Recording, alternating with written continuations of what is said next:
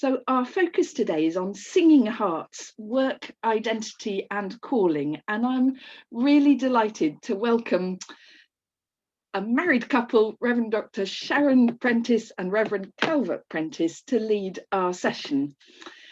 They moved to Birmingham 2 or 3 years ago, and Sharon works as Intercultural Mission Enabler and Dean of Black, Asian and Minority Ethnic Affairs in the Diocese of Birmingham. And Sharon's background is in church, community and education. She's helped set up a social enterprise company for community health, and she's also a member of the Archbishop's Committee for Minority Ethnic Anglican Concerns. And that's a committee that Calvert's also served on and has chaired for a 5-year period. So Calvert's worked as a priest for 20 years in Coventry and Essex, Yorkshire and London, and now works as Diocesan Director of Ordinands and Vocational Development, again in the Diocese of Birmingham. And Calvert's breaking new ground today for us because he's the first man we've ever had speaking at a City Women event. So that's an interesting landmark and brilliant that it's combined City Women, City Men today. So thank you so much, Sharon and Calvert, for teaming up to lead our session on singing hearts, work, identity and calling. And over to you. Thank you, and thank you, Sarah, for your introduction, and Kim and Steve for the invitation, and thank you all for being here today. It's a very strange title, Singing Hearts, and I love Sarah's introduction. But it's something that I think at this time we are very aware of because of the context that we're in. You may have heard of the term VACU, which is volatile, ambiguous, complex and uncertain. And if anything, that could describe the last few months that we find ourselves in. And the real anxiety that that's generated has been one of what's been called an existential crisis, where people are asking the real questions about, what is my purpose? Why am I here? All the challenges and the issues have made us question what's going on around us like never before. And so I want to tell you a little bit about my journey, if I may, because I think, that we are all textbooks, we're all narratives, and we learn and we share with one another, and we're going to have the opportunity to do that later on, because there is much wisdom to be found amongst us all, and it's about sharing that. So that simple question about what makes your heart sing is something that was told to me many years ago. And then the corresponding explanation after that was when I said, well, I've got to think about that. The individual kind of challenged me a little bit and said, when you found it, go and do it. And over the years, from my experience and my privilege to journey with lots of people as they discern their vocation, and we'll talk about what vocation and call is, that has been a resonant theme. Now for me, Calvert's going to give his explanation later, but vocation is an invitation to join in with the wider context where we find ourselves, to offer our skills and our gifts and our talents, and to work alongside others. As a Christian, vocation is also about what God has called me to be at this time. And I use that emphasis quite on purpose, because we always think about what we're supposed to do. And for me, it's about what we are being called to be at this time. And particularly now, it's important for us to be able to navigate all sorts of ambiguities and complexities and uncertainties, and not necessarily feel that we have to have the answer for everything. So it might feel a little self-indulgent. It might feel that we're, just focusing on ourselves for a while, but that's okay, Because in order to ascertain our purpose, we need to do the work of that kind of inside introspection of thinking through who we are, what are we being called to be? And then we have to listen to those around us, because often our sense of purpose and meaning is affirmed and encouraged by other people who are around us. Like most pieces of advice, I didn't really appreciate what was being told to me about what makes my heart sing until I started working through it, until I started acting it out. And now I understand it so much, to the extent that when I'm with other people, I kind of add a little bit more to it. And I say to them, even if you're not in that place where you think you're supposed to be, what in what you're doing makes your heart sing? And I'm reminded of a story by the singer Johnny Cash.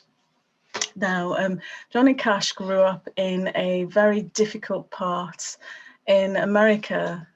He was part of a cotton growing family, but he'd always sing. Picking cotton is extremely hard. It's hard work. And he said that he knew right from the beginning of time that part of his call, part of his invitation was to sing. And that carried him through difficult times and hard times. So what is it that resonates with you? What do you love doing? What do you want to share with other people? What is the passion that keeps you going through the hard times? Because your vocation, your call, your invitation to partake with others is a part of that. A sense of purpose comes out of this understanding that we are being invited. We are being invited to be essentially ourselves, but in community with other people. Howard Thurman, the African-American mystic and priest and writer, said this: "Don't ask what the world needs. Ask what makes you come alive and go and do it. Because what the world needs are people who have come alive." And I love that, because it doesn't mean that we have to meet a certain expectation, that we do not have to conform to a certain way of being, whether that's media or the things that are around us or pressures. But it's about us being accepted, about whatever makes our hearts sing, and offering that. As we know, and as you know, the sense of identity is formed by lots of things. And over the last few years, our sense of job stability has changed, and the traditional notion that we would stay in the same work until the end of our lives has completely gone. And many of us find ourselves working in unstable environments. And what I mean by unstable, it's financially unstable, the uncertainty about the future, the uncertainty about whether we're going to be located in offices or working from home, and particularly at this time. And so there is this need to dig deep, to understand, first of all, who are we in the midst of all this? I love the Hebrew word avodah. Now, that is a word that covers work, but it also means worship, and it also means service. And so it talks about this collective way of being, the work and worship and service, and how they're interconnected, and what gives us life. But what happens if you're in a place where you don't feel that that is what is giving you life? How do you bloom where you are? And it's that I want to talk about in the next couple of minutes before I move on to Calvert. You may have heard of the writer Parker Palmer, who has written extensively about various aspects of life, Palmer's a Quaker in terms of where he's coming from.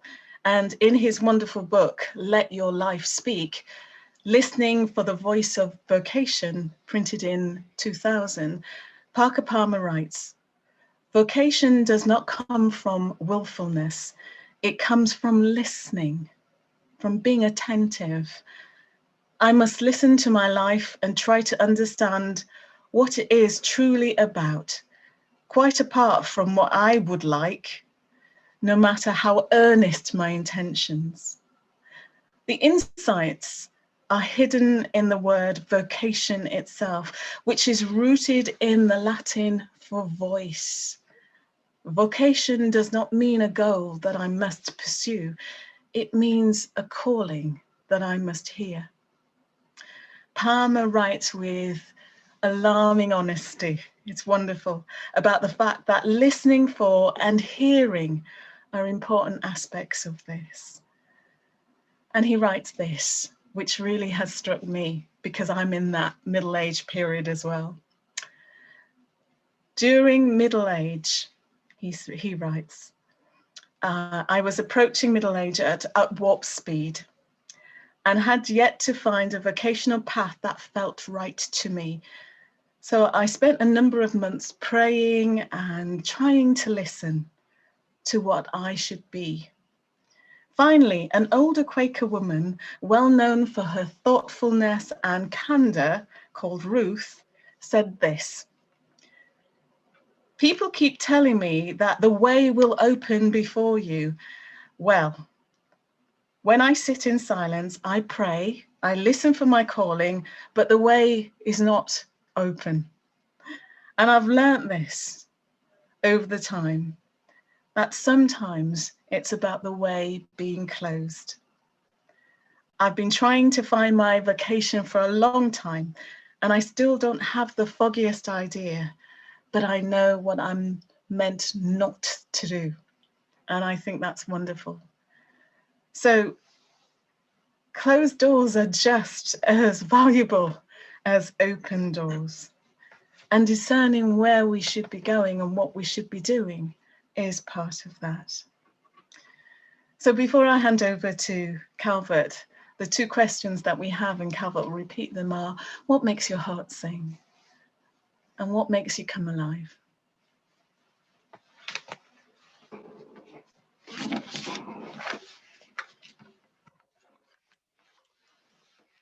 Yeah, I'm just going to be positioning the screen so that you see more of me.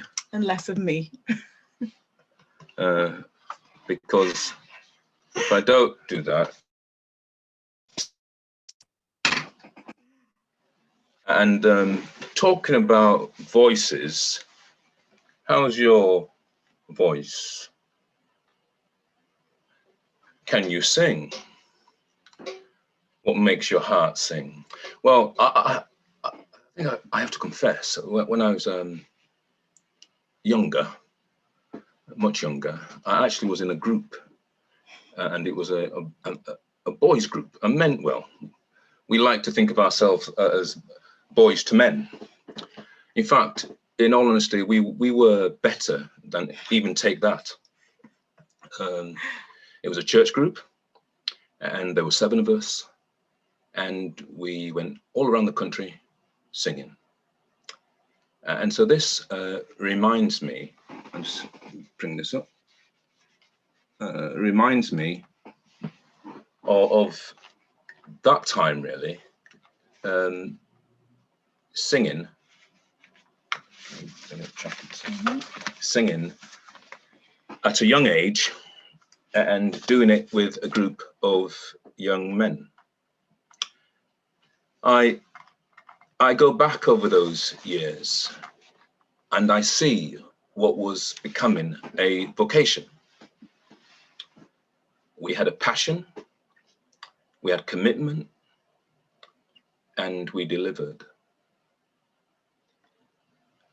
What's interesting in the early part of this year, the impact of COVID-19, as that began to grip, we saw the NHS,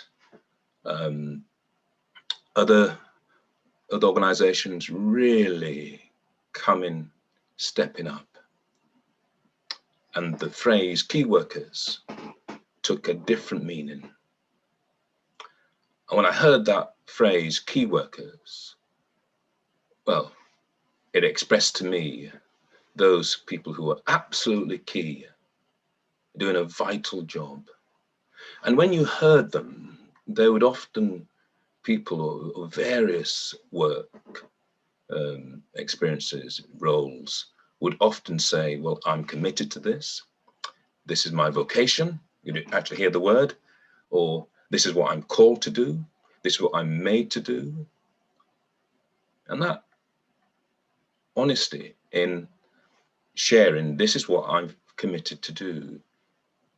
Vocation is, as Sharon says, a call. It's a stepping up to what needs to be done. And when we think of your heart singing, we think of someone or people singing because they want to. No one sings under duress. You sing sometimes the blues, even the blues, which are not the happiest, but you sing even the blues. On our TV screens, probably even more so now, we've got The Voice, Finding Your Voice. And isn't it interesting, if you ever have watched The Voice, you hear the voice and then seats are turned, heads are turned, because others recognize the voice, recognize the sense of call. In fact, forgive me even to push the illustrations even further, even in X Factor, the language sometimes is, this is your vocation. Simon Cowell, Louis Walsh, and I think the other one, David somebody, all said, have said in the past, this is your vocation. And I share that to share that others see your vocation. Others see your vocation. And therefore, I ask myself at times, or when I speak with people about their own vocation, it's the obvious question, who else sees the vocation? This isn't a question that we were going to ask you to talk about in your groups, but I think I would want to give it as a question that you carry with you all the time. Who can I ask about my sense of call? Who can see what I cannot see? I think in truth, vocation isn't a one-off life event. It's not something that happens to you in one particular year, and that is your vocation.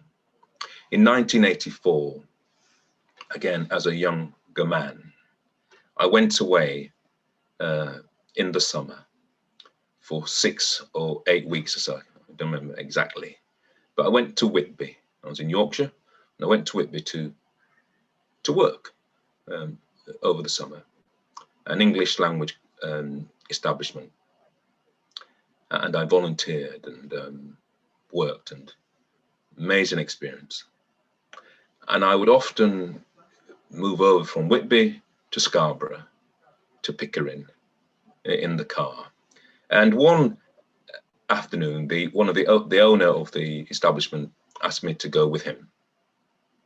And he was an elderly chap, and well, he had Parkinson's disease and still able to drive. And we would drive over the moors, and I would be terrified because his hands would shake. But he was a Christian, and he had total faith in that we would, well, get there to our destination and back, and we often did. And on one occasion, he said to me, "Calvert, what's your call? What are you called to do?" To which I replied, I don't know. And he told me more about his life, and he said this: when he was younger, he asked God to give him a job that no one else wants to do. And I thought, okay, that's a tough prayer, it's a tough call. a job that no one else wants to do. And I remember going back to my room thinking, I'm not sure I can pray that. Give me a job that no one else wants to do. I'd rather pray this: give me a job that is worth doing. Even if it's hard, I know I'm doing the right job. So, call, having the time to think about what is the right area of work, particularly in lockdown, is precious. Those days that rolled into one, that much time for thought. My career started as an upholsterer, a furniture restorer, and I achieved an amazing task in the early weeks of lockdown, and that was to reupholster the settee that we had for 10 years that I often said I would do the next holiday. Years ago. So it's done. Sometimes we have to look back in order to look forward. What can I do? What am I good at? What do I enjoy? And surprisingly, sometimes God takes all of that and leads us to our call. I'd forgotten the joy of reupholstering and a fresh awakening, particularly near the end of the product. Call is about, well, it's about looking back as well as looking forward. What has been given to me? What have I got? What's in my hand? What have I done? How did that go? What did people say? What am I thinking now? Call is about stepping out without a plan, but stepping out in confidence of, well, faith in yourself, in those you speak to, in God. And so for me, a call in lockdown, we recognize that the many roles that exist in society, all are called. There's not one area of work that is more called than the other. And if we do our bit, we answer that ultimate call of being God's creation, living to the best that we can. And so for me, my question, as Sharon said, the questions that we'd like you to think about in your groups is, what do I want to live for? What do I want to live for? And that might help in discerning our call. And the other question. These are questions that not to be answered in your groups, but more to think about afterwards is, what skills do I have? What skills have I discovered about myself? What others have talked about? What are the opportunities? And perhaps one of the most important questions, what do I need? What do I need to sustain myself or be sustained as I go forward in this whole area of exploring what I am becoming? So I think that's the end of our session. And I think now it's the opportunity for you to discuss in groups.